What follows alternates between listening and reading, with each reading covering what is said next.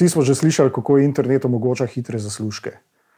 Nažalost, tudi raznim goljufom, ki lahko denar izmamijo iz vas, tudi iz izsiljevanja.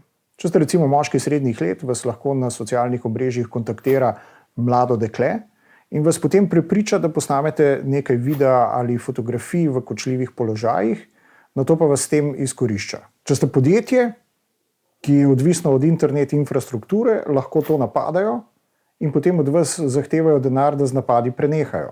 Lahko se tudi tarča izsiljevalskih virusov. Prve take smo obravnavali leta 2012, takrat je šlo za tako imenovani policijski virus, ki vam je zaklenil računalnik in potem pod pretvezo, da so vas dobili policija, ko ste prenašali z interneta nelegalne vsebine, zahtevali od vas plačilo globe 100 evrov. Rešitev tega problema je bila dosti enostavna. Obstala je bližnjica in vsak je lahko sam na svojem računalniku si ga ponovno odklenil. Zato smo na SICERTU takrat naredili navodila in pomagali čez 300 prizadetim uporabnikom. Februarja so v Španiji aretirali skupino 10 Gruzicov, Rusov in Ukrajincev, živečih v Španiji, ki so na ta način pobrali okoli 1 milijon evrov na leto. Naslednja generacija izsiljevalskih virusov je bila bolj pretkana.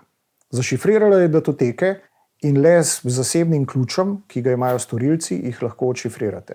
Seveda od vas za ključ zahtevajo odkupnino. Storilci se skrivajo na tako imenovanem temnem spletu, na dark webu, in preko omrežja Tor lahko komunicirate z njimi ter jim plačate v digitalni valuti Bitcoin, katere sledenje je tudi zelo težko. Tretja generacija izsiljevalskih virusov sedaj ne omogoča nobenih bližnjic. Če nimate varnostne kopije oziroma backupa svojih podatkov, potem vam ostane samo še odkupnina ali pa se sprijaznite z izgubo svojih podatkov.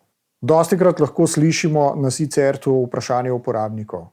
Zakaj bi ravno mene nekdo napadel? No, zdaj veste, za nekaj 100 evrov odkupnine.